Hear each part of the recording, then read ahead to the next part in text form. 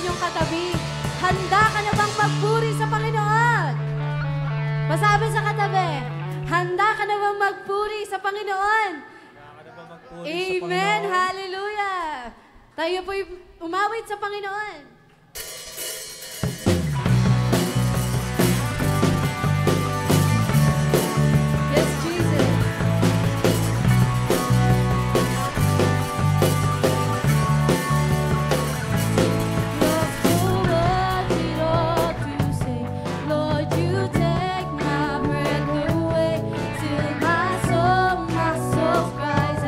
You are holy, and as I look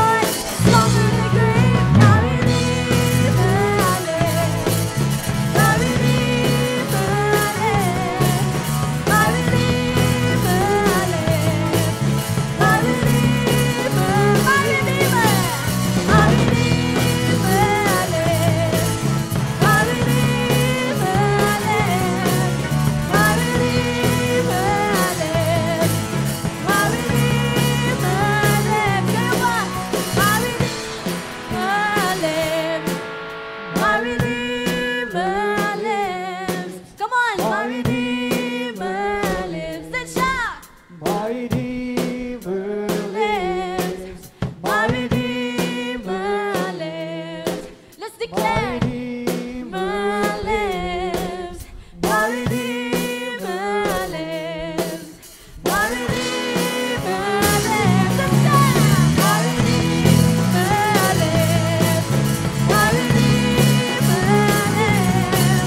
God redeemed my lips. God redeemed my lips. Hallelujah. Yes, Jesus. We will worship you, Jesus. Hallelujah. Yes, Jesus. Sa buong buhay namin, Panginoon, kailangan ka namin, Lord God. Sa bawat lakarin namin, Panginoon, sa mundong ito, kailangan ka namin, Panginoon. And we will declare, Panginoon Diyos, na samahan niyo kami, Panginoon, sa laban namin sa buhay, Lord. Without your presence, Jesus, mananatili kami nakadapa, Panginoon. Kung wala ang presensya niyo, Panginoon, at pagsama niyo sa amin, Panginoon, talunan kami. Kaya, Lord, we humble ourselves to you, Jesus, and declare, we need you, Jesus. We need your presence. We need the Holy Spirit. Yes, Jesus. Thank you, Jesus. Hallelujah. We need you, Lord. We need you, Jesus. Yes, Jesus. We worship you. He says, yes, Jesus. I need you more than yesterday. I need you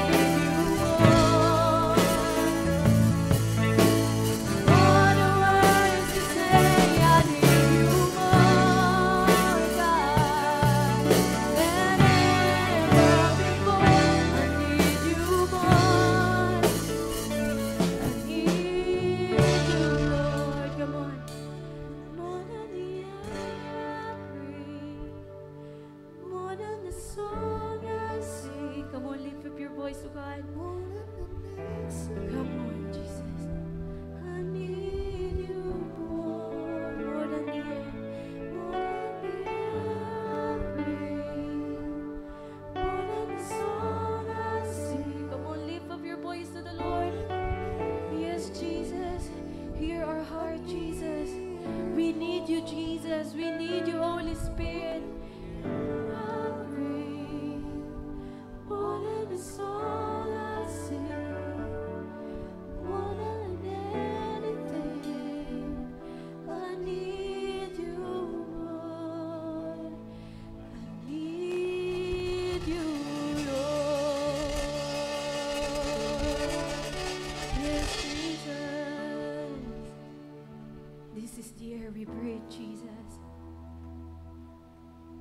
Your word is our breath, Panginoon Diyos. Your word is our oxygen. We cannot live without your word, Jesus. This is the air, oh God, we breathe. All your creations, oh God, will bow down. All your creation will sing praises to your name, worship in your name. Lord, walk in the midst of us. Touch every heart. Panginoon, ang mga tao na nandito, Lord. This is the air we breathe. Yes, Jesus.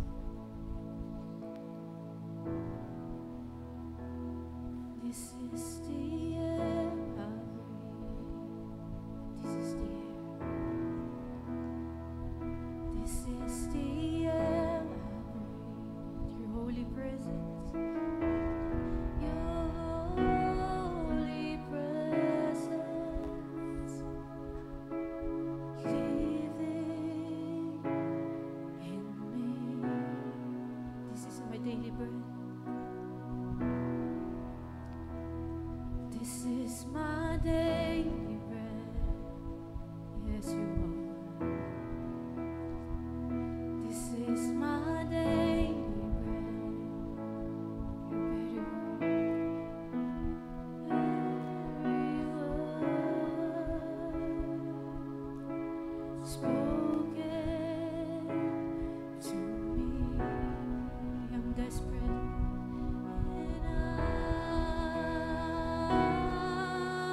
And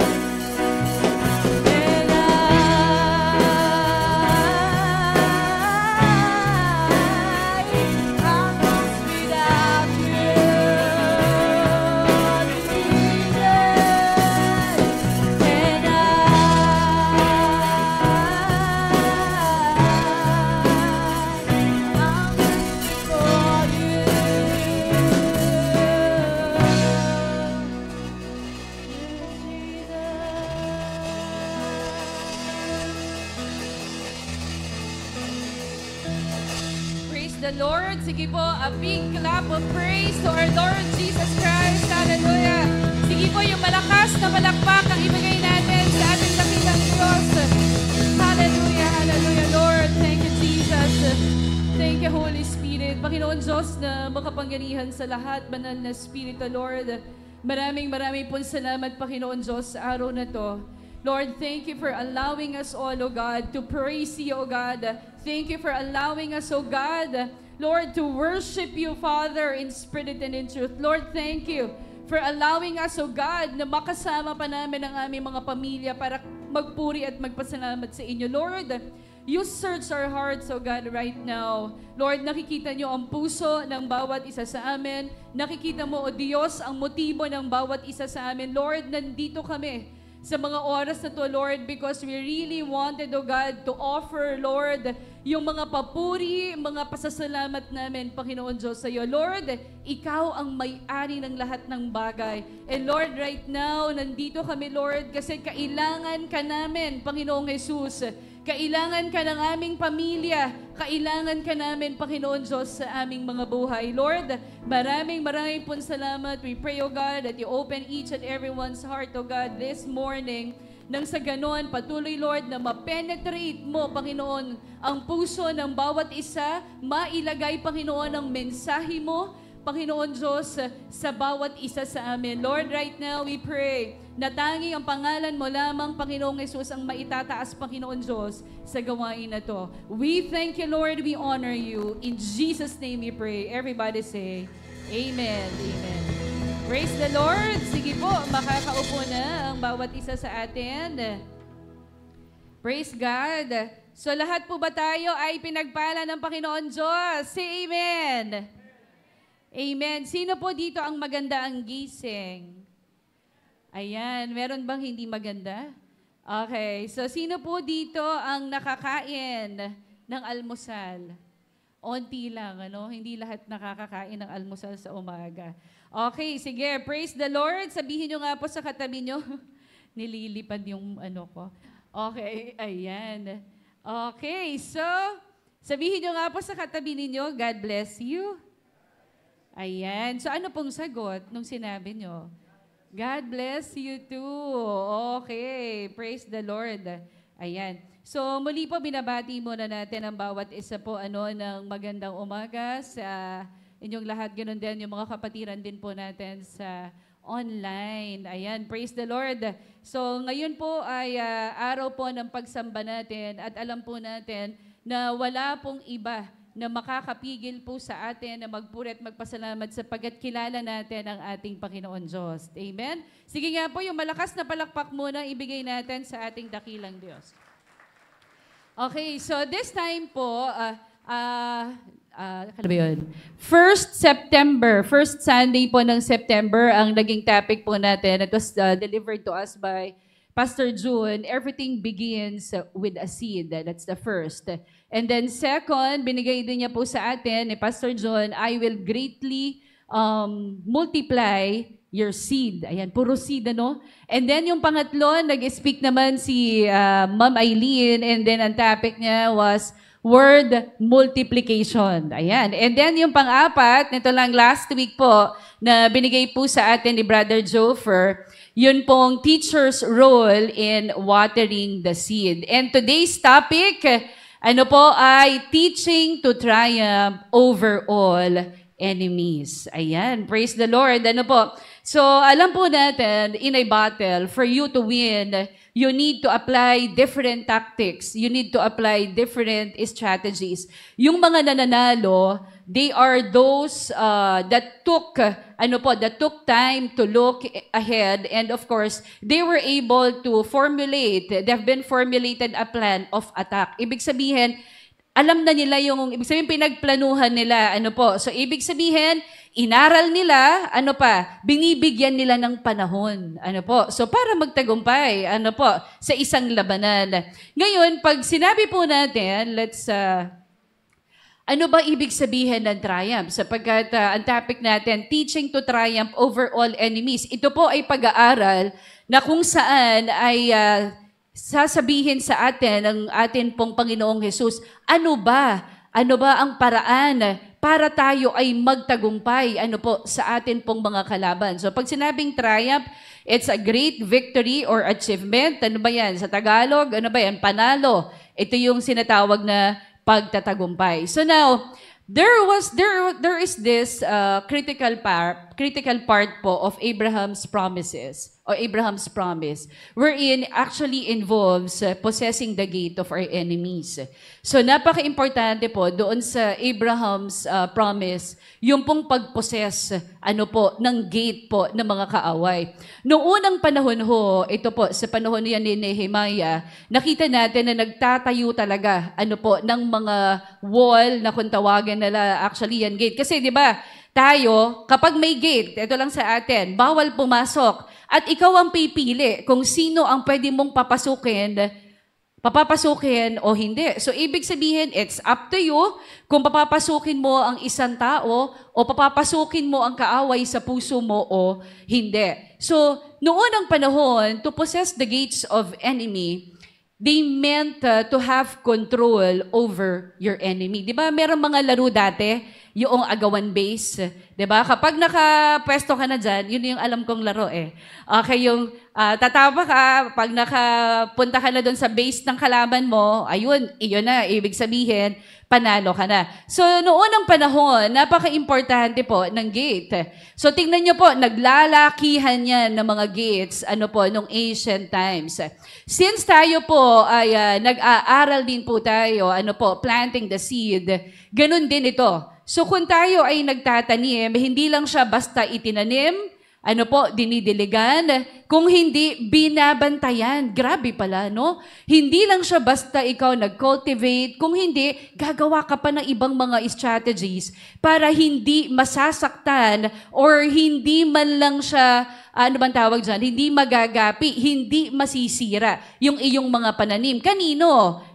Para, ayan, nakita natin, may mga hayop kasi kung bakit yan gwardyado, para sigurado ang paglago ng isang pananim. So nakita natin, ayan, may mga, even yung mga chicken, ayan, so nakita natin, iba't ibang hayop po, ay pwede po, na makasira po dito po sa iba't ibang pananim. So, pinapakita po sa atin dito, let's put it po sa spiritual aspect, na yung mga gates po na to, yan po, yung mga harang na yan na akin pong ipinakita sa inyo, bakit ba kailangan ho natin na bantayan?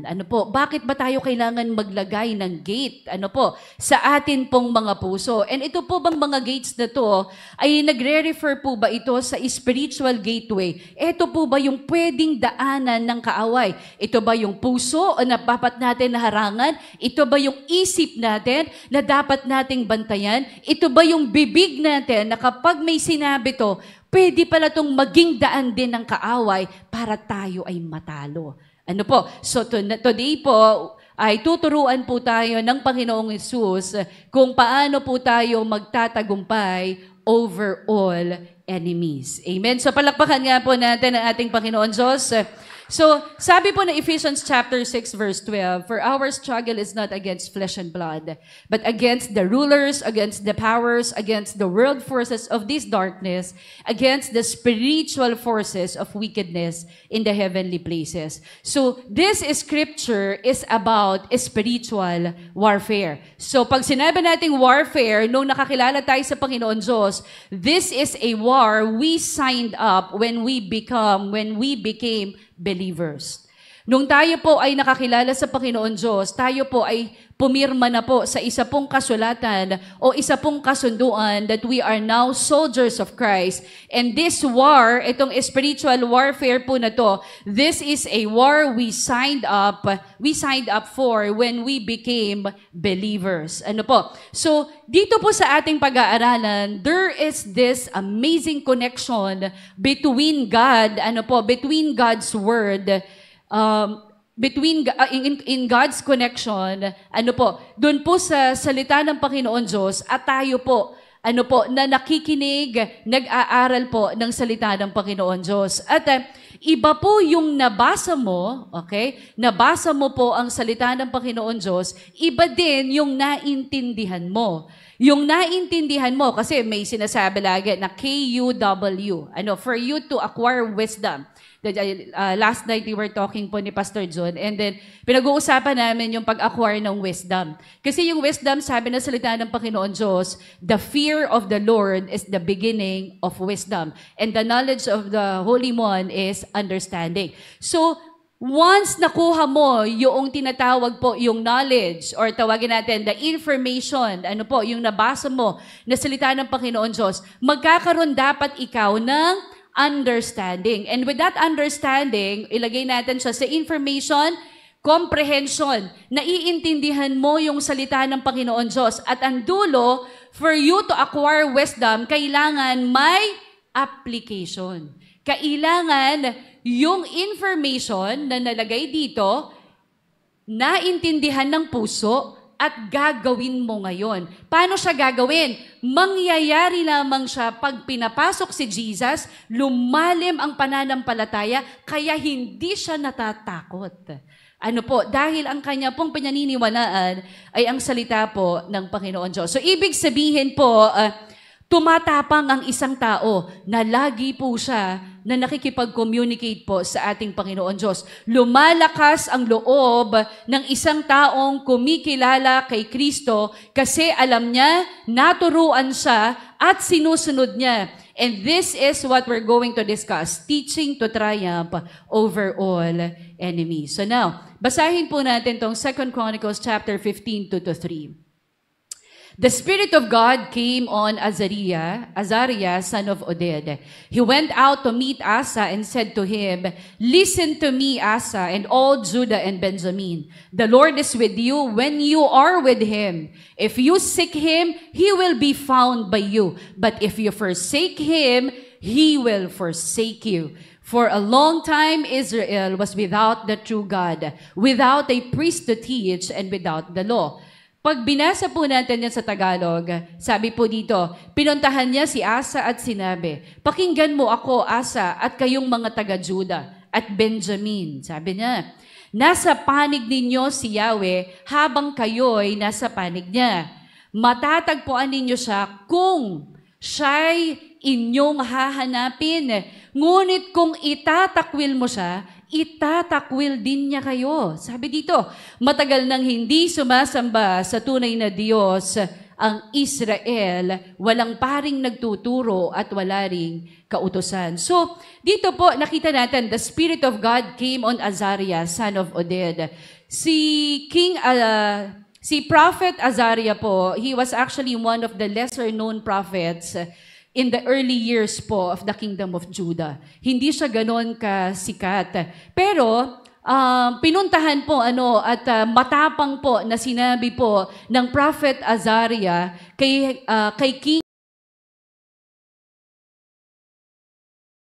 after the great victory over the Ethiopians. So kahit na marami ka ng tagumpay, so ang ginawa ni Prophet Azariah, sabi niya po dito, listen, ayan, sinabi niya, the Lord is with you when you are with Him. Si King Asa po and the kingdom of Judah, they had just enjoyed this significant victory over a mighty army. Yung galing ka sa panalo. Pag minsan kasi ang isang tao, marami kang tagumpay, tama? So, niremind siya ng prophet. So, sabi niya, para sa atin, it would be easy to think that they had this permanent claim to God's favor and blessings. Bakit? Kasi nga, alam mo, nananalo ka eh. Pero, speaking through the prophet Azariah, sabi niyang ganon, God wanted King Asa, to know the importance of abiding in the Lord. Kasi pinapaalalahanan niya, teka muna, baka mamaya, akala mo kaya ka nagtatagumpay kasi sa sarili mong kakayanan. I would like to remind you, the Lord is with you when you are with Him. Okay? So sabi dito, if you seek Him, He will be found by you. Ayan. So this is actually an important principle repeated many times in the Bible.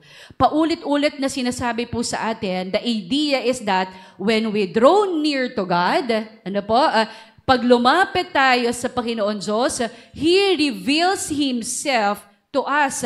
Remember this, mga kapatid, God does not hide Himself. Ano po? God does not hide Himself from the seeking heart. Okay? Hindi nagtatago at hindi kailanman magtatago ang Diyos sa taong hinahanap siya. Amen? Yung hinahanap ang presensya ng Diyos, hindi kailanman magtatago ang Diyos.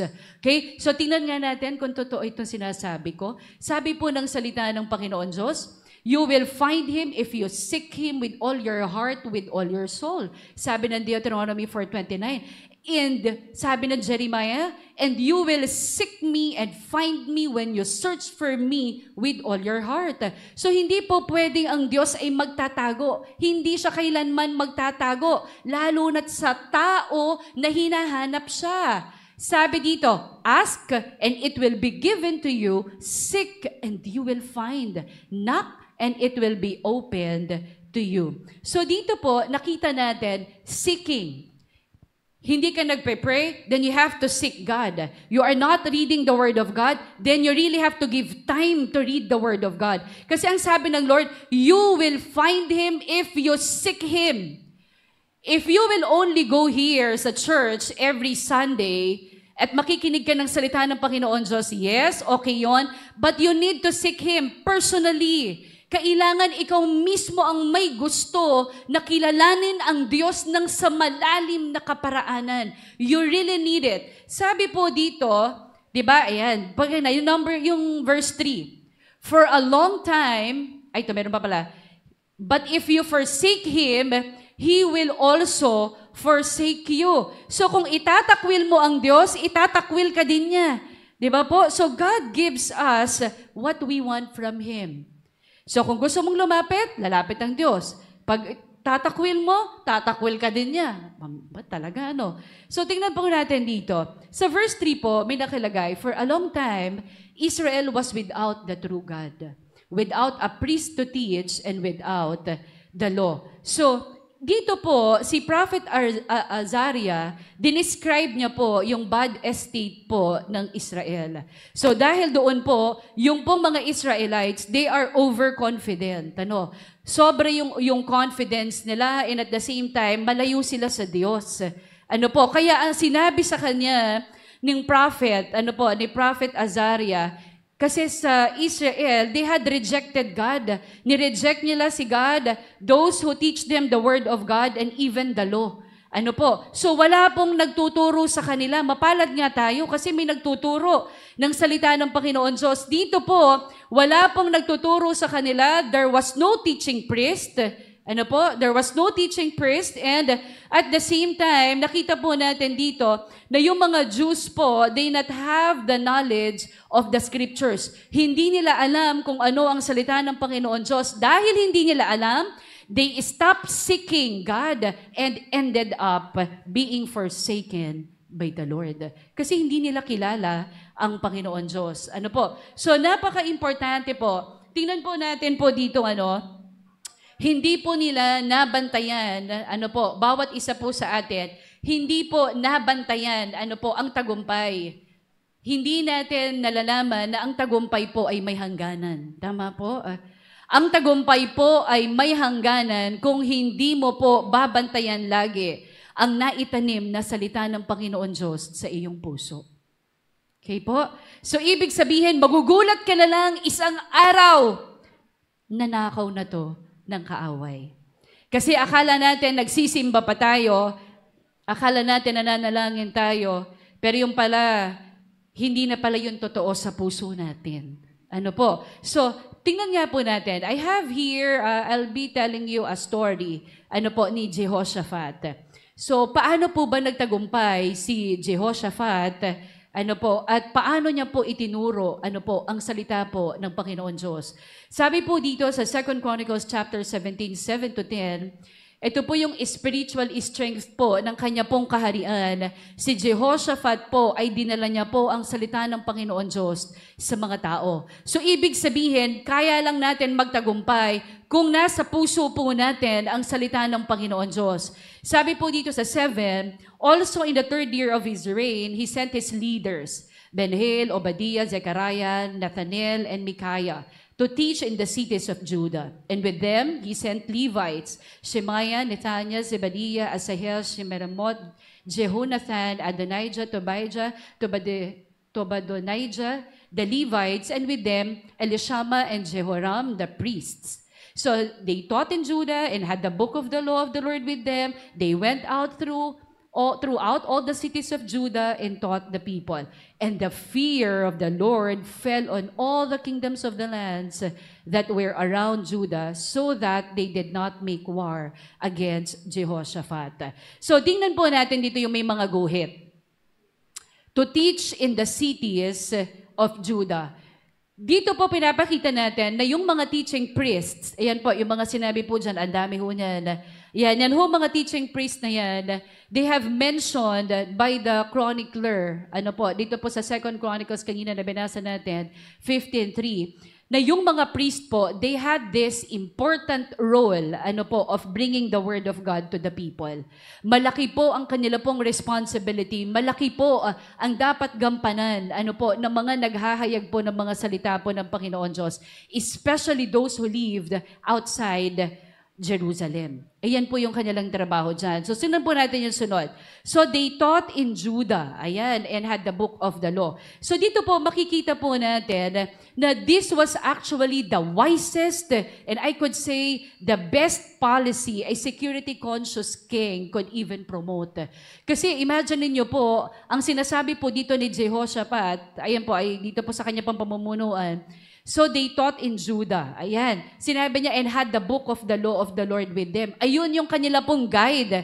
And because si Jehoshaphat, si King Jehoshaphat po, ang ginawa niya, hinanap niya talaga. He actually sought God first. Inuna niya muna na hanapin ang Panginoon Diyos. Sino dito ang mga bosses sa kanila pong mga kumpanya? Sino dito ang nagmamay-ari ng kani-kanila pong mga kampanya or meron silang mga head sila sa kani-kanila pong mga trabaho? Ang ginawa po ni King Jehoshaphat ay inuna niya po ang Diyos. Ibinigay niya yung mga tauhan, yung kanya pong mga nasasakupan. At nakita po natin dito, God sent fear. Tingnan niyo po dyan. And the fear of the Lord fell on all the kingdoms of the lands. Ano pong ginawa niya? Pinadahalan po, the Lord our God, He sent fear upon the neighboring kingdoms so that they would not make war, against Jehoshaphat. So nakita po natin dito na hindi po nila kaya. So ibig sabihin, dahil po may fear, nakita natin, lahat po sila, hindi na po sila nakipaglaban kay Jehoshaphat. So, ganun pala yun. Kapag po pala tayo ang naninirahan, naninirahan po tayo sa isang bansa, tayo po ay naturuan, ng salita ng Panginoon Diyos, there will be a positive result. There will be a positive result, there will be a positive impact po on the psychological well-being po of the people. So ano po ang nangyari sa kanila? They learned to trust the Lord. So dito po, ipinapakita po dito kay Jehoshaphat na inilagay po nila ang kanila pong puso, ang kanila pong tiwala sa Panginoon Diyos. So kapag alam po natin na ang salita po ng Diyos ay ipinapasok natin sa puso at alam natin ang kayang gawin nito, anumang pagsubok po ang atin pong pagdaraanan o dinadaanan po natin ngayon, alam po natin na mapagtatagumpayan po natin to sa tulong at biyaya ng Panginoon Diyos. Kasi alam mo kung gaano siya kalaki at alam mo din kung gaano siya kagaling. Amen? Pwede bang palakpakan natin ang Panginoon Diyos? Okay, so this time po, si Jehoshaphat po, he actually invested in teaching God's Word. So ang ginawa po ni King Jehoshaphat, nag-invest talaga siya na maghayag po ng salita ng Panginoon Diyos po sa mga tao. He actually had 3 levels po of leadership. Number 1, ano po yung ginawa niya? Nagta-travel sila and nakita po natin na binigyan niya po ng instructions yung kanya pong nasasakupan, yung mga elders, yung mga priests, yung mga Levites. And then later po, sa kanya pong pamumuno, hindi na, ang ginawa niya, siya na po, he became personally involved in the process. Siya na mismo. Sino po dito yung gusto na mawin ang kanyang family? Hindi na siya naghihintay na dumating yung pastor sa kanilang bahay para i-win. Siya na mismo, na mismo si King Jehoshaphat na mismo po, in-involve niya na yung sarili niya doon sa process of winning these people and to know more who God is in their lives. Tignan niyo po ang ginagawa ni Jehoshaphat.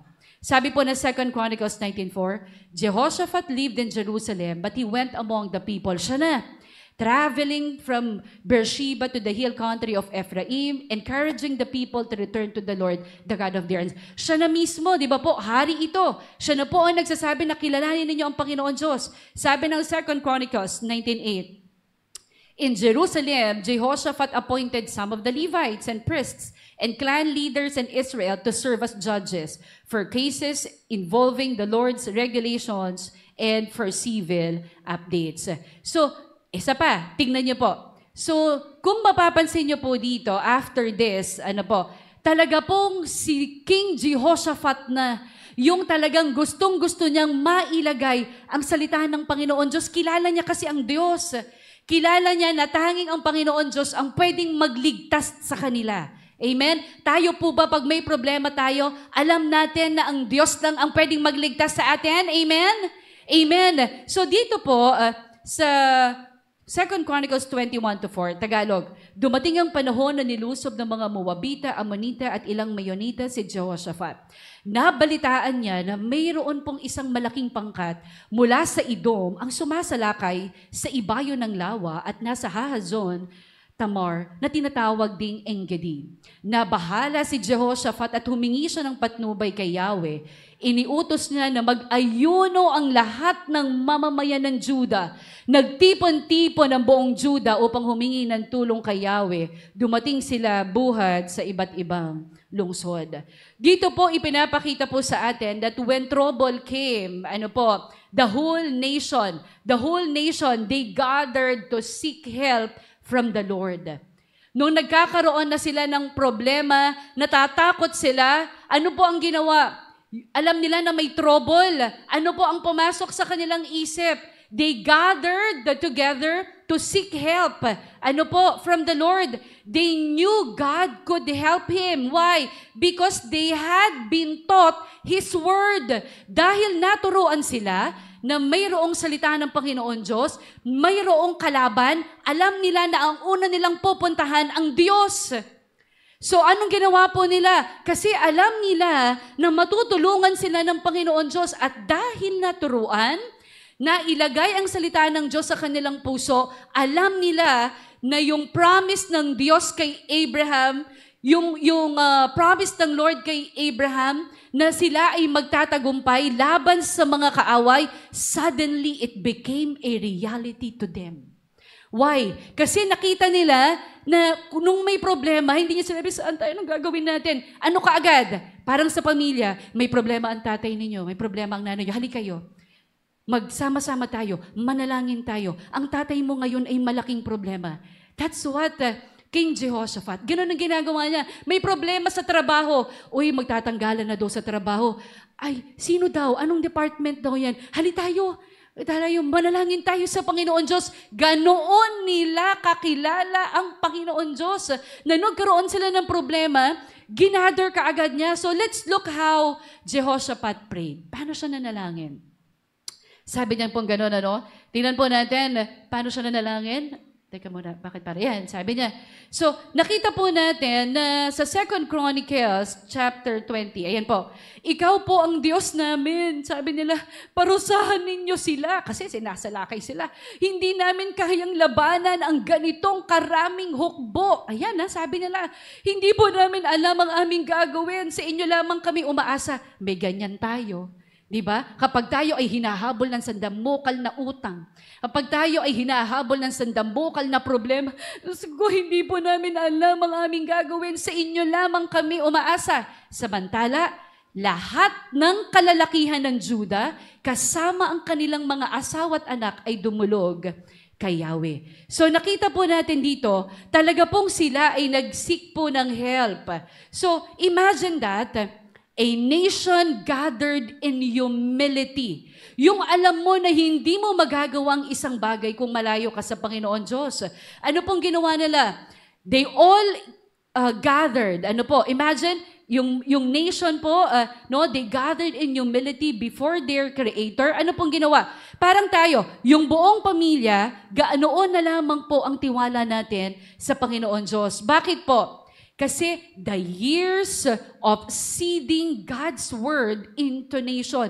Ibig sabihin, yung mahabang panahon, taon na tinataniman sila ng salita ng Panginoon Diyos, yun yung nagbigay ng lakas ng loob sa kanila dahil alam nila na mapagtatagumpayan nito dahil kasama nila ang Diyos. Yun po ang itinuturo sa atin dahil tayo po tinuturuan tayo ng salita ng Panginoon Diyos. Nagkakaroon po tayo ng ano po? A nation had taught them to what? To fear, to love, and to trust and obey the Lord. So kapag kilala natin ang Panginoon Diyos, hindi tayo basta-basta matatakot. Magkakaroon tayo ng pagmamahal sa ating kapwa. Magtitiwala tayo at susunod tayo sa salita ng Panginoon Diyos. Amen? Pwede bang palapakan natin ang Lord? So ito na nga. So sabi niya, di ba, ikaw po ang Diyos namin. Ayan, nagpe-pray na sila kasi nga magpapasugod na. Ayan, sabi ng 2 Chronicles chapter 20, 14 to 15. The Spirit of the Lord came upon one of the men standing there. Pray sila Yan. His name was Jehaziel, son of Zechariah, son of Benaiah, son of Jael, son of Mataniah, a Levite who was a descendant of Asaph. He said, sabi niya, listen, all you people of Judah and Jerusalem. Listen, King Jehoshaphat. Ayan, kasi the Spirit of the Lord pumunta sa kanya.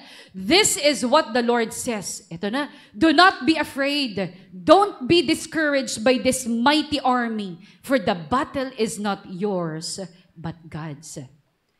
When God spoke this prophetic word, sino po ang nagsalita nito? Ang Panginoon Diyos, tama? Ginamit itong na to, yung isa sa mga tao na nanalangin. When God spoke this prophetic word, the battle was already won. Amen? Nung binasa to, sinabing, do not be afraid. Hindi pa sila nakikipaglaban, pero alam na nila na panalo na sila. Bakit? Sino ang nagsalita? Ang Diyos. Meron na sinabi, do not be afraid. Don't be discouraged by this mighty army, for the battle is not yours, but God's. Amen? So dito pa lang, panalo na. Ano ang requirement? Ano na lang gagawin natin? Magtitiwala na lang tayo sa Panginoon Diyos. Susunod na lang tayo. Amen? Just trust God's process. Amen? Susunod na lang tayo. Lord, parang hindi yata ako magkakaanak nito kasi nakaka 5 years na kaming mag-asawa. Trust the process. Naglilingkod tayo sa Panginoon Diyos. Iyak mo yan sa Panginoon. Ano yung requirement? Seek Him. Lahat ng nagsisik kay Lord, hindi po pwedeng hindi mo siya mahahanap. Dahil hindi naman nagtatago ang Diyos. Amen? So, tingnan natin. Napakabuti ng Lord. Tingnan po natin. Dito po sa 50, nakalagay dyan, do not be afraid. So, if God is on our side, even the greatest difficulties will not stand in the way of victory. Do you believe on that? Kapag ang Diyos ay panig sa atin, sino ang laban? Ano po? Ibig sabihin, ganoon katindi. Do not be afraid. Parang malaki yun, no, kuya, no? Tapos, talagang hindi ka talaga matatakot. And you know what is good? God speaks to us in the Bible. Sa panahon natin ngayon, may Biblia. Sino po ang nagbabasa ng salita ng Diyos? Si Amen. At sino po ang naniniwala sa kanyang salita? Si Amen. Because God speaks in the Bible. He calls upon us to trust Him. Amen?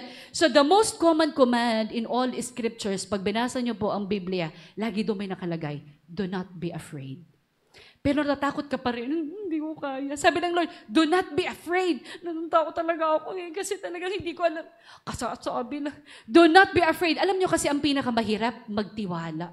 Kasi nakikita mo talaga na hindi mo kaya Sabi dito, di ba?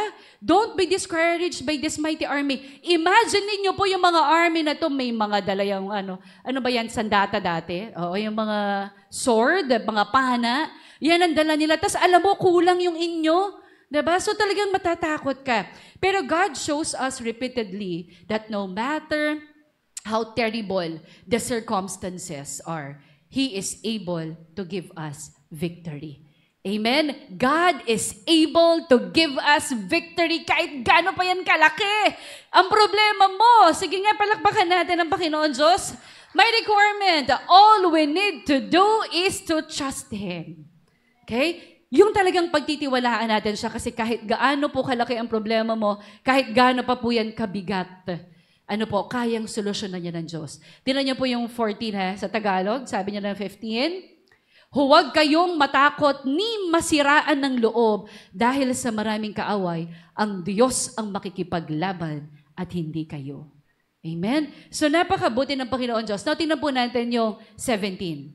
Sabi niya, naku, paano yun? Ang Diyos ang lalaban? Sagot, 2 Chronicles 20:17, hindi na kayo kailangang lumaban. Ano gagawin niyo? Susugod sila dito. May mga dalang sandata. Ano gagawin namin, Lord? Manatili lamang kayo sa inyong kinatatayuan at maghintay. Makikita ninyo ang pagtatagumpay ni Yahweh para sa inyo. Kaya hindi kayo dapat matakot ni masiraan ng loob. Harapin ninyo sila bukas sapagkat si Yahweh ang kasama ninyo. Ay, yan na. So, mayroong dapat na digmaan, na mangyayari. So, tingnan po natin, napakahirap po niyan para po sa atin, na tayo po na mga tao, na yung mga we have to give up yung control ba? Kasi tayo makulit tayo tayo talaga yung nagpaplano, talaga yung gagawin natin. We are always doing everything on our way. Tayo talaga gumagawa ng mga diskarte. And we really want to get the credit for those success. Ay, makakaya ko yan. Pag ganyan yan, matatalo ko yan. So, kaya tayo nakikipaglaban at gusto nating manalo kasi gusto nating makuha yung credit. Pero hindi yan ang gusto ng Diyos Ang gusto ng Diyos, ang glory lagi, ibabalik sa Kanya. Kasi wala ka talagang magagawa nang malayo tayo sa Panginoon Diyos. So, pag tinignan po natin dito, sa 2 Chronicles 20:17, naalala po ninyo, di ba lagi niya sinasabi, huwag kayong matakot, di ba? Sabi kanina po, pag po binuksan niyo yung Exodus chapter 14, verse 14:13, yun pong kay Moses, ganun din. Sabi po ni Moses sa mga tao, sabi niya ganun, do not be afraid, stand firm, and you will see the deliverance the Lord will give you today. The Egyptians you see today, you will never see them again. Nakita ninyo, yung mga palaban, yung talagang alam nila, nakilala nila ang Panginoon Diyos. Anong binibigay na salita ng Lord sa kanila? Do not be afraid. Ganyan, stand firm, and you will see the deliverance the Lord will give you today. The Egyptians you see today, you will not see them again. Imagine. So, ibig sabihin, kailangan ng mga sundalo ni Kristo ng matatapang. Tingnan niyo po ang katabi niyo. Kaya niya bang ipaglaban ang salita ng Panginoon Diyos? So, sa recovery po, we really must learn to give, our battles to God. Amen? Sino po dito ang mga may pinaglalaban sa buhay? Say amen. Amen. Meron tayo niyan, and we really have to give all these battles, sa ating Panginoon Diyos. Whether we like it or not, we cannot win them alone. Hindi tayo mananalo ng mag-isa tayo. Amen? We really have to put our trust on God. With God's help, however, no enemy is too large. Amen? No enemy is too large or too terrible. Walang ganon sa Diyos. If we are to put our life into God's hands, God will give us victory. Amen? Pwede bang palakpakan natin ang Panginoon Diyos? So, tignan na natin yung 2 Chronicles 20. Tignan po natin. Kasi yung instructions po, ng Panginoon Diyos, napaka-importante niyan. Instructions brings victory into a believer's life. So, tingnan nga po muna natin ito, ano kaya ang nangyari? May nilagay ba ako dyan? Ayan. 2 Chronicles, ano ba nangyari? How did King Jehoshaphat won the battle? Paano siya nanalo? 2 Chronicles, sabi dito, kinabukasan, maaga silang lumabas patungo sa ilang ng Tekoa. Alam niyo po, ilagay niyo siya doon sa mag-imagine kayo. Ngunit bago sila umalis, sinabi sa kanila ni Jehoshaphat, makinig kayo, mga taga-Juda at Jerusalem. Magtiwala kayo sa Diyos ninyong si Yahweh at magiging matatag kayo. Imagine sabi niya, magtiwala kayo sa Diyos ninyong si Yahweh at magiging matatag kayo. So when you put your trust to God, nandun ka agad, no, na pwede tayong maging matatag ka agad. Maniwala kayo sa kanyang mga propeta at magtatagumpay kayo. Matapos ng paalalahanan ng mga tao, pumili siya ng mga mang-aawit na magpupuri kay Yahweh. Dahil sa kanyang kahangahangang kabanalan, inilagay niya ang mga ito sa unahan ng hukbo at habang daay umaawit, purihin si Yahweh, pag-ibig niya tunay, laging tapat. Yan ang ginagawa ng mga lalaban doon sa giyera, sa digmaan. Purihin si Yahweh, ganyan sila.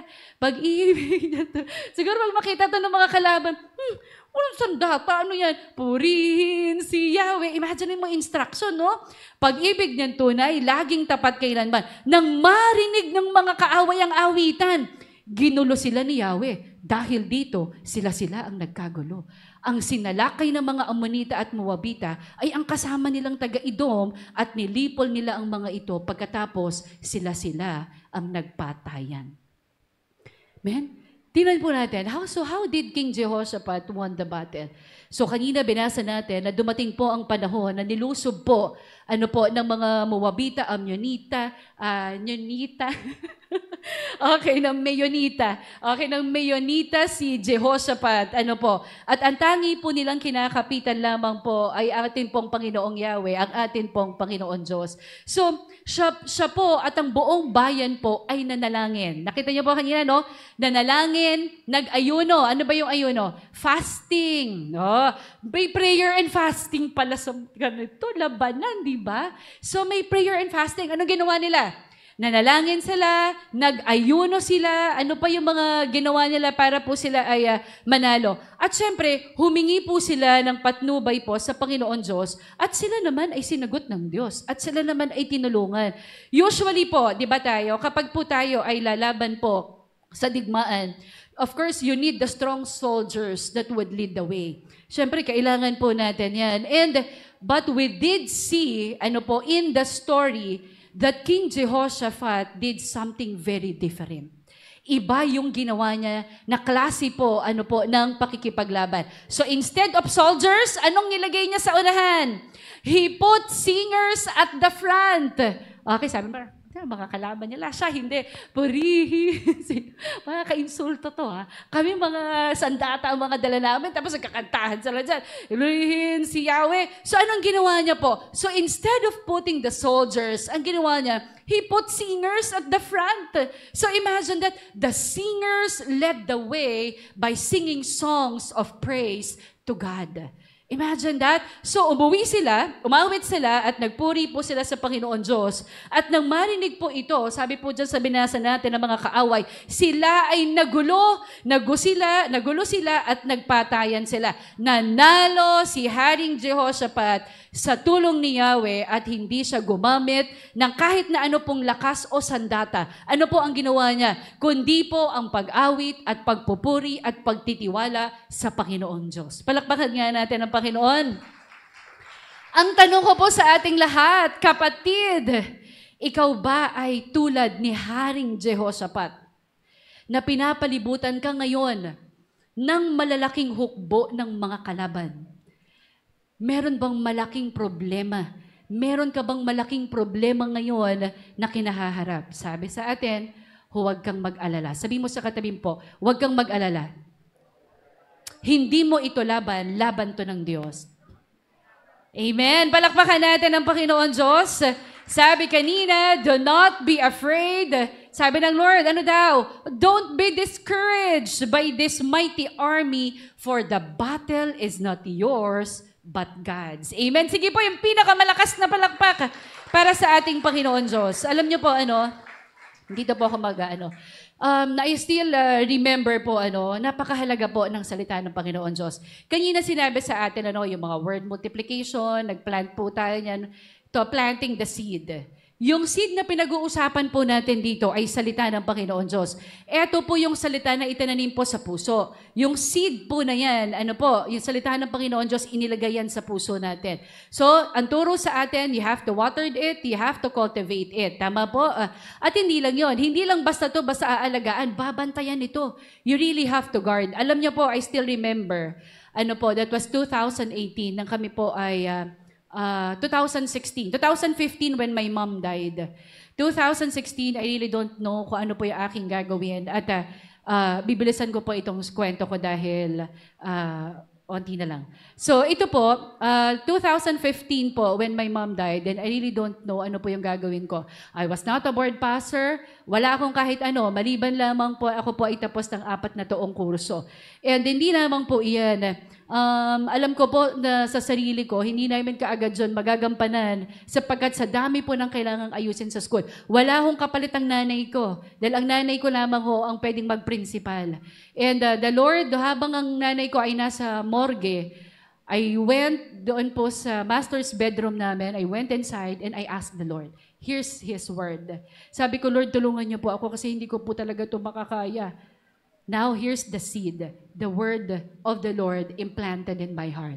Isaiah chapter 43, 18-19. Do not cling to the events of the past or dwell on what happened long ago. Watch for the new thing I am going to do. It is happening already. You can see it now. I will make a roadway through the wilderness and rivers in the desert. Meaning, miracles will happen. 9 years ago, I didn't receive any. Wala po ako. Wala akong kahit ano. Hindi pa ako licensed professional teacher and everything, but 9 years after. Ninapasok mo ang salita ng Panginoon Diyos, yung knowledge na yon na alam ko ang salita ng Panginoon Diyos, inintindi ko dahil alam ko ang salita ng Panginoon Diyos ay hindi ito magsisinungaling. Numbers 23:19, God is not a man that He should lie, neither the Son of Man that He should change His mind. Does He speak and then not act? Does He promise and not fulfill? Again, that's a word na pinanghawakan ko, na alam ko na hindi pwedeng magsinungaling ang Panginoon Diyos. And 9 years after, the Lord helped me pass the board exam. I am now an LPT. The Lord was able to give me 2 masteral degrees. The Lord gave me honorary doctorate degree and now an earned doctorate. Nakuha ko ba yan because I'm intelligent? No. But because I am favored by God, I seek Him with all my heart. Palakpakan nga natin ang Panginoon Diyos. Why? Kasi alam ko sa buhay ko, lagi akong umiiyak kay Lord, Lord, kailangan ng school namin ito. Pero paano ko yun magagawa? Kasi hindi ko po talaga yun kaya. Sabi ng Lord, seek me with all your heart. Kaya kahit na sandamo ka lang problema naming mag-asawa, sa negosyo, sa eskwelahan, kung ano yung ginagawa namin, hindi kami tumigil sa paglilingkod sa Panginoon Diyos. Because what? Yung understanding na sinasabi, yung comprehension, pag nalaman mo ang salita ng Panginoon Diyos, hindi ka doon titigil. Kasi ang wisdom, matatagpuan mo lang yon through application. Pag ginawa mo na, narinig mo, may knowledge ka doon. Ngayon, kailangan may understanding. Kaya nga ini-encourage ka ng pastors, ng leaders mo, attend, makinig. Pag may mga conferences, attend. May training, attend. Makakarinig ka ng mga testimonies sa iba't iba. Tapos ma-encourage ka, sige, gagawin ko yun kasi sabi ng salita ng Panginoon Diyos, ihahakbang mo ngayon, pag hinakbang mo yung wisdom, mangyayari yun. Why? Kasi nagtitiwala ka sa Diyos, hindi lang sa salita ng tao. Another word, when this property po was being recovered, ito pong school na ito, I asked again the Lord. Sabi ko, Panginoon Diyos ko, ito na lamang ang tanging kayamanan na aming ipinamana ng nanay namin. Malalagot talaga ako sa isip-isip ko kasi, Lord, papagalitan talaga ako. Tapos napanaginipan ko pa yung nanay ko. Sabi ng nanay ko, Gracia, Ma, nasan nga pala yung title nung Marami na mapapanaginipan ko, nanay ko pa. So, sabi ko, Diyos ko po, Panginoon, talagang lahat na yata. So, ang ginagawa ko, ganun din, 5 a.m., pero 4 a.m. nananalangin ako sa Panginoon Diyos. Because again, alam ko sa sarili ko na wala akong magagawa without God's help. So, alam ko, ang tanging makakatulong talaga sa akin ay ang Panginoon Diyos. So, alam nyo, I opened my Bible. Kasi ayaw akong maparestructure ng bangko eh. Kasi dahil nga ipo-foreclosed yung property, I received a notice, it was 2019, that this property will be foreclosed. And then they told us that we have to pay a certain amount from 3 million pesos. Kasi sabi ko, paano ko ito mababayaran? Lord, ang daming problema. Namatay ang nanay, nawala yung mga scholars namin, nalugi, nagkaroon ng problema sa Norway. In short, so too many things happened. Alam niyo po, Sabi ko, Lord, susulatan ko pa ba itong bangko? Kasi for 10 times, they have rejected me already and they don't want to reply on my email. Ayaw na nila. So, ginawa ko, I asked the Lord, Lord, marirecover ko ba itong property na to? Lord, susulat pa ba ako sa bangko? Kasi ayaw nila ako sagutin eh. Sige na, Lord, give me your word. Again, the word. The Lord the Lord planted His word in my heart. Ano po? 1 Samuel chapter 30 verse 8. David inquired of the Lord. Pinalatan ko, Gracia inquired of the Lord. Shall I pursue this troop, Lord? Susulat pa ba ako sa bangko? Ayaw nila ako sagutin eh. Shall I overtake them? Lord, matatalo ko ba sila? Lord, talaga ba nasasagot sila? Pursue. Sabi ng Lord, the Lord replied, pursue, for you shall surely overtake them and without fail, recover all. Di ba sabi ko, Lord, marirecover ba to? Hindi ba nakalagay? Pursue, for you shall surely overtake them and without fail, recover all. And I know that that is God's message to me. I understand.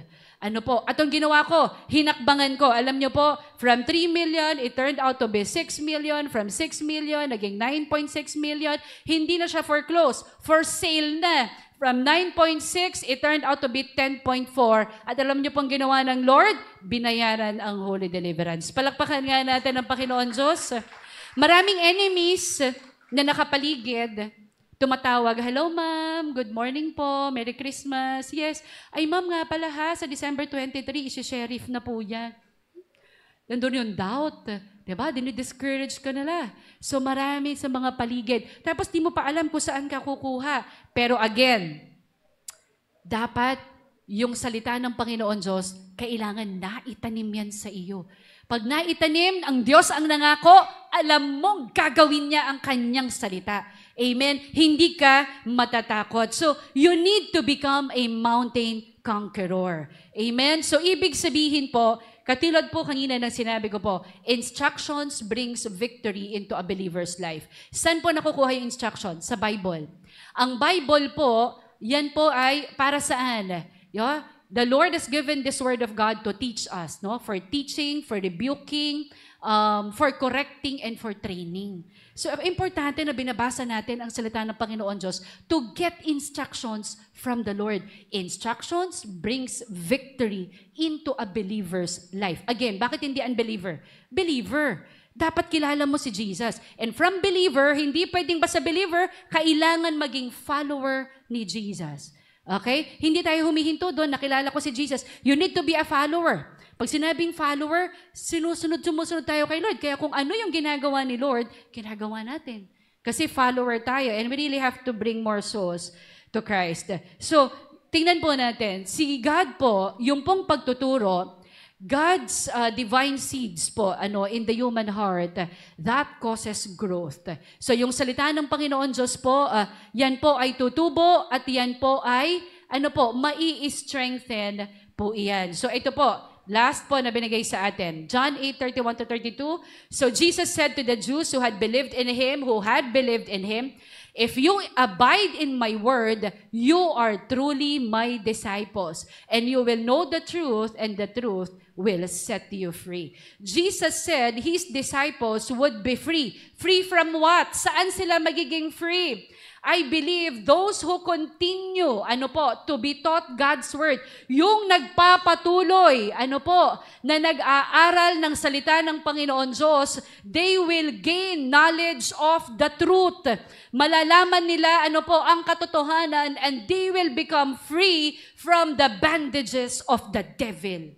Dahil alam mo yung salita ng Panginoon Diyos, alam mo na magtatagumpay ka. Amen? So, meron po akong story. Last na po ito. There was this mountain climber po, na who had this, who tried numerous times po na umattend, sumali ho sa summit ng Mount Everest. So after each failure, sumasala siya doon, kaso nga lang di siya tatanggap. Parang kailangan mo muna mag-qualify. So kapag ma-qualify ka, tsaka ka palang pwede doon na umakyat.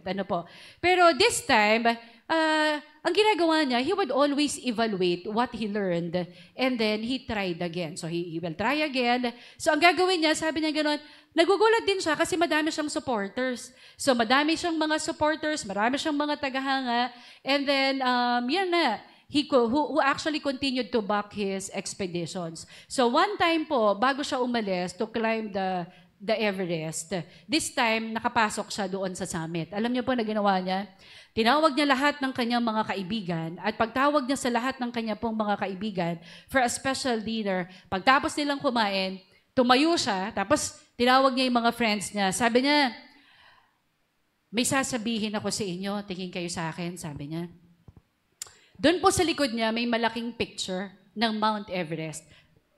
Alam natin na yung Mount Everest, it's the world's highest mountain. Tama po? So ang ginawa niya, tingin siya doon, tapos kinausap niya yung mountain, yung picture. Sabi niya gano'n, Mount Everest, sabi niya, I will conquer you. Sabi niya, tingin yung mga kaibigan niya, sabi niya, Mount Everest, I will conquer you because you cannot get any bigger but I can. Sabi niya, kasi willing siya alam niya na makakonquer niya yon. So ano ibig sabihin nun? Yung Mount Everest, hanggang doon na lang siya tama? Pero pag ikaw ay nakaakyat doon, hindi ba't mas mataas ka sa kanya? Tama? If we are to put this po, sa atin pong spiritual, there is really a great spiritual truth po sa storya po na binigay po sa atin. Lahat po tayo, we are facing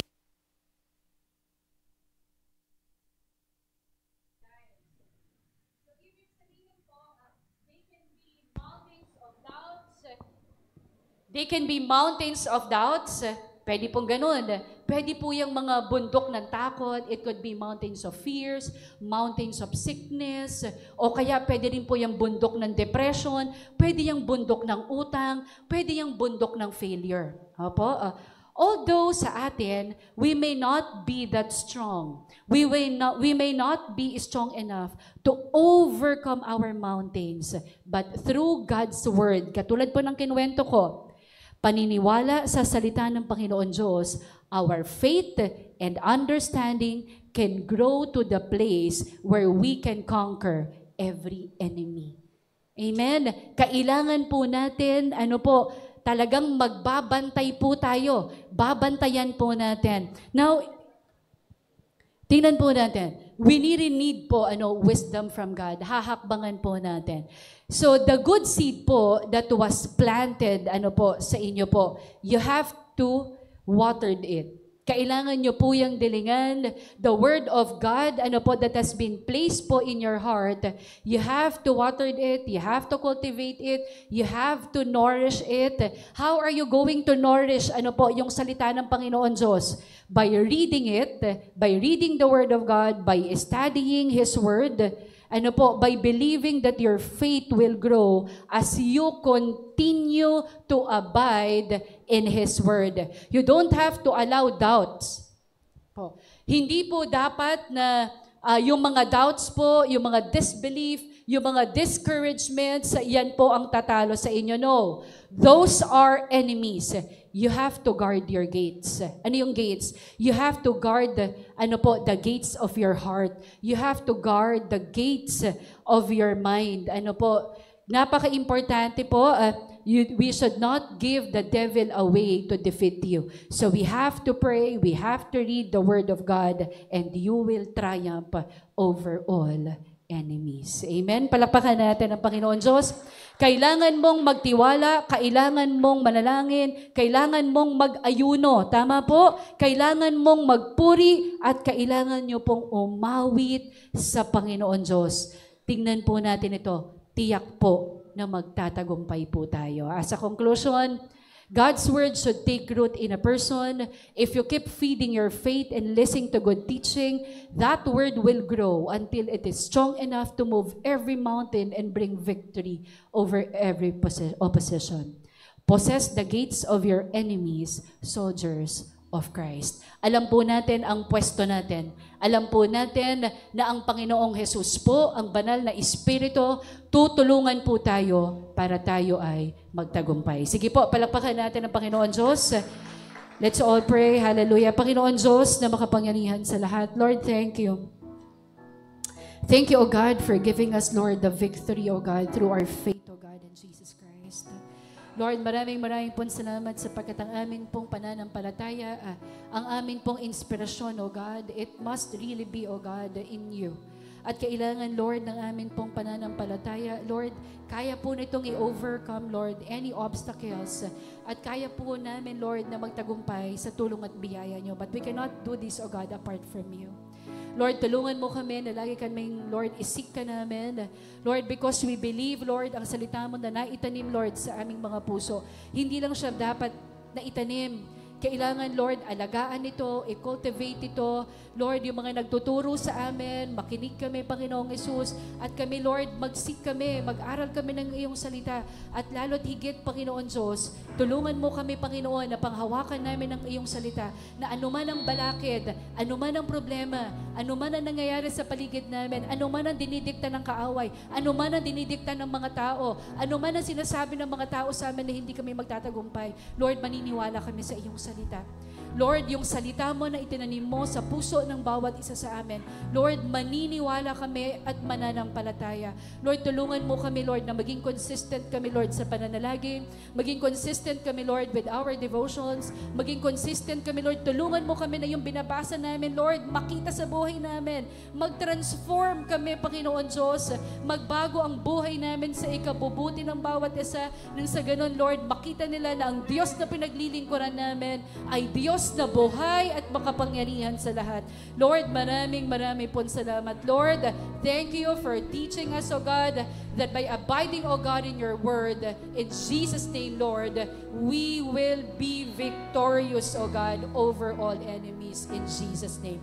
Lord, maraming pong salamat. Ikaw po ang patuloy na maitaas sa buhay ng bawat isa sa amin. We thank you, Lord. We honor you. In Jesus' name we pray. Everybody say, Amen. Tayo po'y magsitayo at muli pagpurihin natin ang Panginoon. Kung ano po yung laman ng ating puso, come on, let's talk to our God and say, Lord, we were desperate. We are desperate in your presence, O God. We are desperate in your word, Jesus. We are desperate, O God, for your love. Come on, talk to the Lord. Kausapin mo yung Panginoon. Ikaw at ang Panginoon lang. Come on. Come on, let's worship the Lord Jesus. Lord, we are desperate, oh God. We are desperate in your presence. We are desperate, Lord. We are longing in your love, Lord. We ask you, oh God, the Holy Spirit to move in this place. Lord, we Lord, we worship you, Jesus. We worship you, Lord. Yes, Jesus. Yes, Lord, Jesus. Yes, Lord. Come on, let's declare.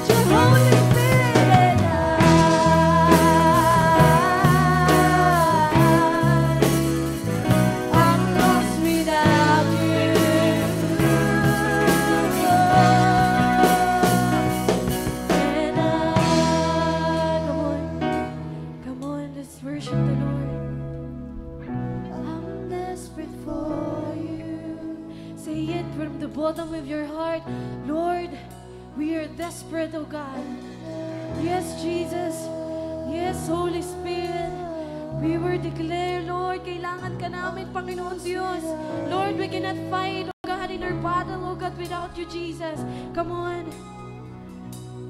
And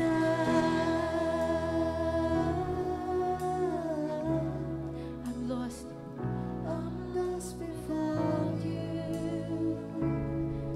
I'm lost without you, Jesus. I'm lost without you.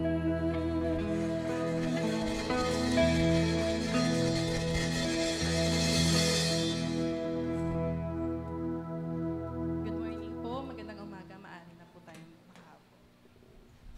Sa pagpapatuloy po ng ating gawain, dadako na po tayo sa tithes and offering.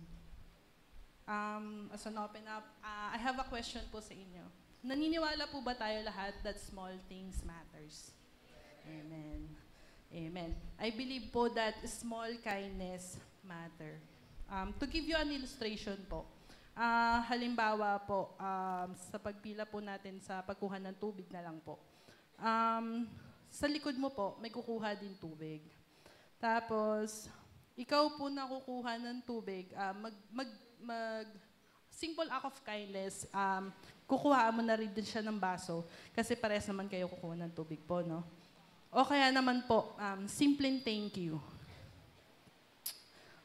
Yung simpleng God bless you po, yung simpleng gestures na yun ay maaaring makabuo ng araw ng isang tao.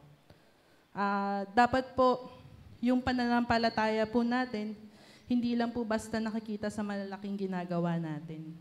Pati rin po sa maliliit na bagay na ginagawa natin. And without po, let me share this verse to you that can be found on Hebrews chapter 13, verse 16.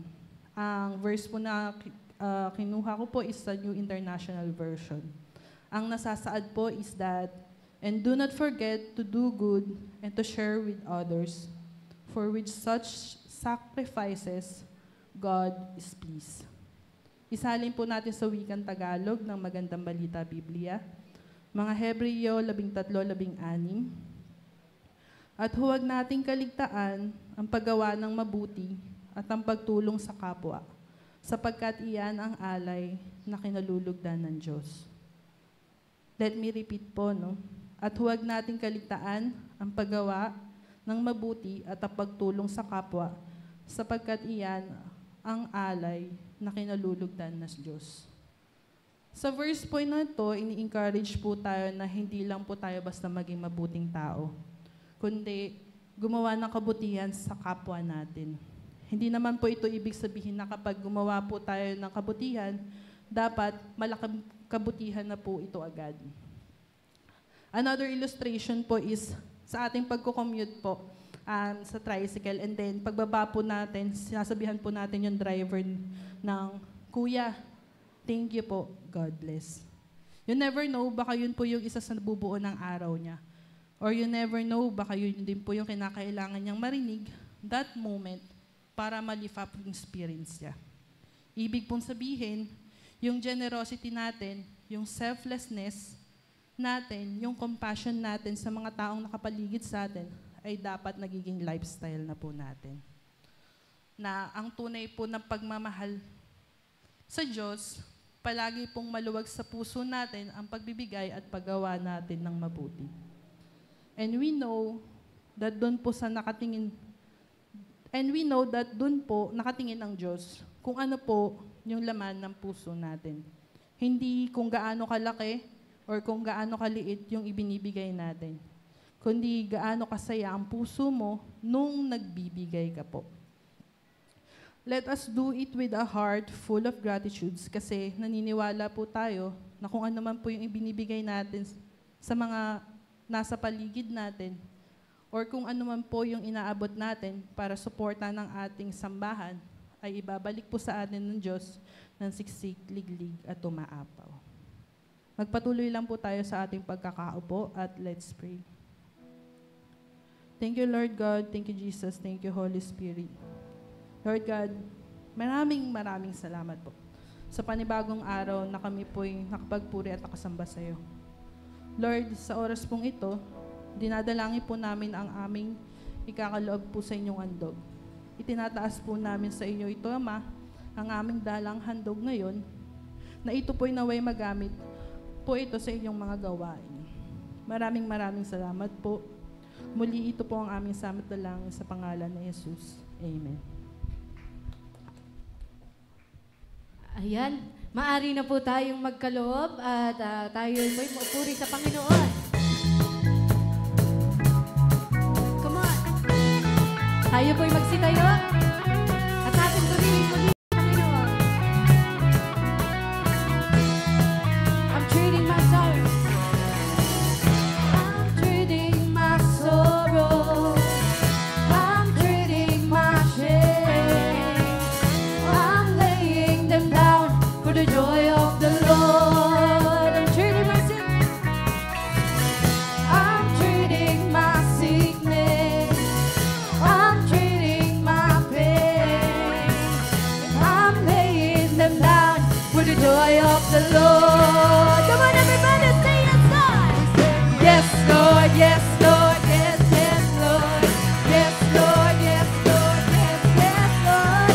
Yes, Lord, yes, Lord, yes, yes, Lord. Amen. Yes, Lord. You say, yes, Lord, yes, Lord, yes, yes, Lord. Yes, Lord, yes, Lord, yes, yes, Lord. Yes, Lord, yes, Lord, yes, yes, Lord. Amen. We sing last time. Yes, Lord. You say, yes, Lord, yes, Lord, yes, yes, Lord. Yes, Lord, yes, Lord, yes, yes, Lord. Yes, Lord, yes, Lord, yes, yes, Lord. Amen. Yes, yes, Lord. Amen. Yes, yes, Lord. Amen.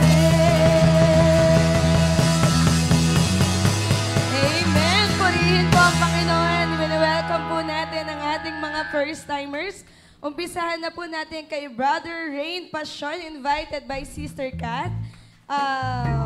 Leo Loyola, Brother Tyrone Garcia, and Brother Chris San Juan, invited by Pastor Dong. And Sister Angelica Ambalos and Sister Jubilee Janko, invited by Pastora Gracia. Welcome po sa bawat isa. Punta po tayo dito sa harapan para mapagpala po ang ating pagdalaw po dito sa ating bahay sambahan.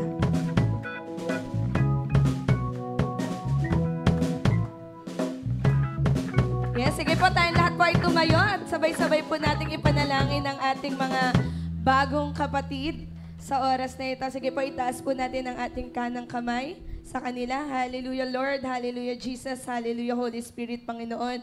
Tunay na tapat at dakila sa buhay namin, Lord. Nagpapasalamat kami, Panginoon, sa pagkakataong ito, Lord, na ipinagkaloob mo sa amin. Hindi lamang sa buhay namin, maging sa mga bago naming kapatid, Lord God.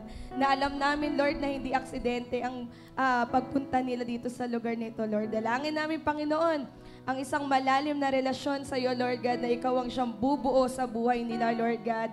Dalangin namin, Panginoon, na patuloy mo silang pagpalain, Lord God, sa kanilang mga buhay, Panginoon, kasama ng kanilang pamilya. Ganyan din, Lord God, yung pakikipag-isa at pagkilala sa iyo, Panginoon, bilang Diyos na buhay, Lord God. Dalangin namin, Panginoon, na hindi ito ang huling pagkakataon, Panginoon, na magkikita-kita kami, bagkus, Panginoon, ito ang simula ng pagkakilala nila sa inyo, Panginoon. Maraming salamat, Lord. Pagpalain mo ang araw na ito, gayon din ang buhay nila, Panginoon. Pag-ingatan mo sila, guide them and protect them in all aspects of their life, Panginoon. Maraming salamat po. Ito po ang aming samad dalangin sa pangalan ni Jesus. Amen. Ayan, purihin po ang Panginoon. Welcome po sa ating mga bagong kapatid. Ayan. Excited na ba ang lahat na malaman kung anong ganap nitong nagdaang linggo? Amen. Parang mahina ang amen natin dyan. Excited na ba kayo? Amen. Siyempre excited kami kaya nga napindot ko kaagad. Di ba? So ano ba nangyari sa weekly activities natin and siyempre upcoming events natin? Siyempre Lunes pa lang, meron nang nagpakitang gilas sa Panginoon sa open cell group ni Pastora Jenny. Kasama ang kanyang cell group. Siyempre, pagdating pa rin ng Monday, tuloy-tuloy ang pagkilos ng Lord sa buhay ni Pastora Jenny dahil nagbukas na ang Bible study sa business ni Sister Salve. Purihin ang Panginoon. Lunes pa lang, 2 gawain agad, ano? Sunod natin, syempre, ang Wednesday, hindi mawawala ang ating prayer meeting sa pangunguna din ni Pastora Jenny. At syempre, Wednesday cell group ni Sister Jaisel. Thursday open cell group ni Pastor Dong. Thursday open cell group ni Sister Jen sa kanyang business ko na milk tea. Tapos meron din tayo Friday open cell group by Pastor Dong. Friday open cell group by Sister Chihiro. Friday merch cell group by Sister Kat and Brother Hap. At syempre, bagong-bago, mainit-init pa po, nakapagbukas na ulit ng bagong ministry ang ating Sister Teng and Sister Vicky sa Creekside para sa open cell group po nila at specifically mga kananayan. Ano po? And then syempre, meron ding open cell group ang ating mga seniors sa kasama po si Sister Aileen. At meron ding Saturday visitation by Pastor Dong. At syempre, ang ating Saturday Great Awakening Manggahan is for Jesus. Nakapag-umpisa na po ng first topic, both children ministry and youth ministry. And syempre, wini-welcome din namin, nakapagbukas na rin ng ministry ang elders sa pangunguna po ni Sister Jags sa Manggahan. Glory to God po. At syempre, ano ba ang ating mga upcoming events and activities? Hindi mawawala ang ating Sunday worship service. Next week po will be our first Sunday of the month, which is October.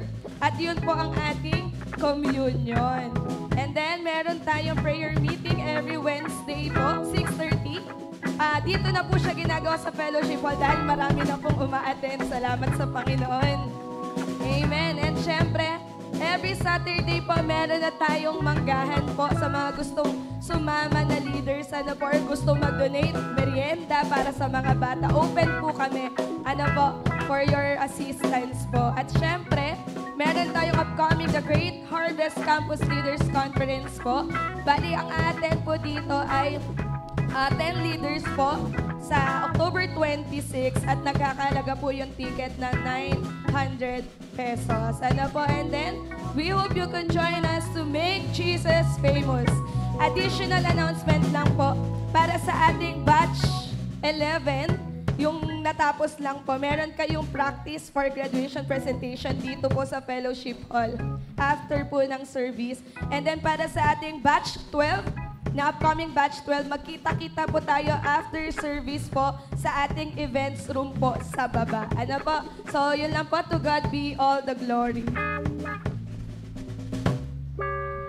Praise the Lord. Sige po, tumayo po tayong lahat. Tayo po ay mananalangin po sa Panginoon. Hallelujah.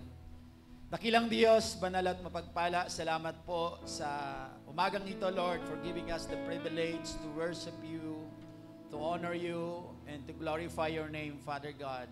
Kaya Lord, salamat din po sa katuruan, Panginoon, on how are we going to be victorious, Panginoon. Masecure po namin ang tagumpay sa mga laban po na aming pong pinagdadaanan. Sapagkat nalalaman po namin, Panginoon, na sa pamamagitan po ng pangunawa, understanding upon your words, Panginoon, ito yung bagay na magdadala po sa amin sa tunay pong tagumpay patungkol po sa laban ng buhay bilang mananampalataya, Panginoon. Kaya Lord, maraming salamat po. Patuloy nga po na ilagay niyo po sa puso ng bawat isa sa amin na lagi po kaming magkaroon ng intentional at personal na pag-aaral po ng iyong salita. Gayon din, Lord, sa mga hinahandle po naming cell group, Lord, maging intentional and personal din po namin na tuturuan po sila na maintindihan po nila, mag-transfer po, Panginoon, yung information about the truth of your word into understanding or comprehension, Panginoon. Nang sa gayon, magkaroon sila ng lakas, ng sapat na kumpiyansa, at sapat, Lord, na tamang tapang upang harapin ang buhay, ang laban ng buhay. Nang sa gayon, sa bawat laban, lagi po tagumpay ang makakamit ng bawat isa sa amin, sapagkat kayo na po ang nagsabi sa iyong salita, na ang laban na ito ay hindi namin laban, kundi laban po ninyo, Panginoon. Ang gagawin lang namin ay patuloy kami magtiwala sa iyo, patuloy kami sumunod sa iyong kalooban, sapagkat ang laban na ito ay matagal nyo na pong pinagtagumpayan. Kaya kami na nagtitiwala at patuloy pa na sumusunod sa iyong kalooban, sigurado din po ang matagumpay na buhay na inilaan niyo po sa bawat isa sa amin. Salamat po sa buhay ng Pastora Gracia na ginamit mo po sa aming kalagitnaan.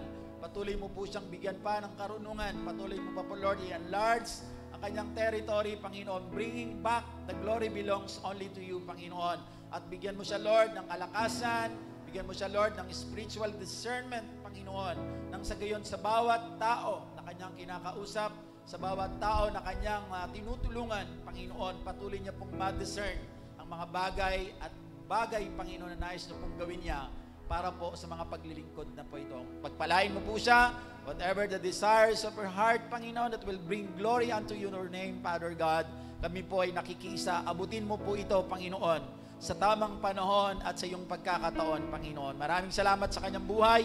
Kayo din po sa bawat isa, Panginoon, na nandito ngayon at inuna po ang iyong katwiran.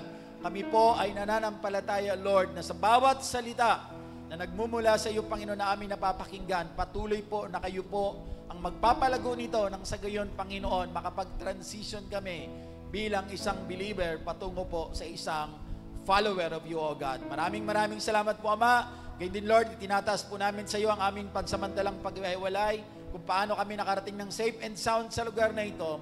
Gayon din, Lord, inaasahan po namin ang pag-iingat na nagmumula sa iyo na makababalik kami sa aming pansamantalang tahanan na nasa maayos din pong kalagayan, safe and sound, na mababalikan po namin ang aming buong pamilya sapagkat ikaw po ang patuloy po namin kasama, Panginoon. Lord, sa iyo po namin inahabilin ang isang linggong ito, Panginoon. Patuloy po na kayong magtagumpay sa buhay namin sa isang linggong ito upang sa aming pagbalik muli sa bulwagang ito, sa darating po, Panginoon, na linggo, bitbit po namin ang patuloy po na excitement at tagumpay sapagkat nararanasan po namin ang pagbabago at patuloy na pagbabago na ginagawa niyo po sa buhay ng bawat isa sa amin sa pamamagitan po ng patuloy po namin pakikipagniig sa iyo, O God, in our everyday life, Panginoon. Maraming salamat po, Ama. And as we depart in this place, may the love of the Father, the grace of the Lord Jesus Christ, and the sweet fellowship of the Holy Spirit be with us now and forever. And everybody says, Amen and Amen. Ayan po, tapos na ang ating gawain. See you next Sunday. Pwede na po tayong magkamayan. God bless!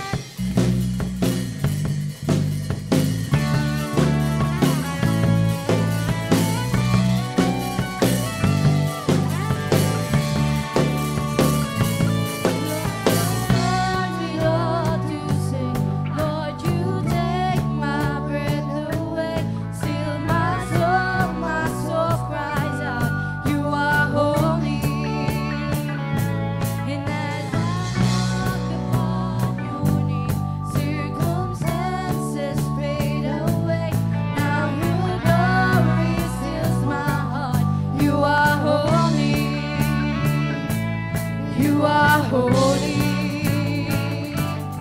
You are holy.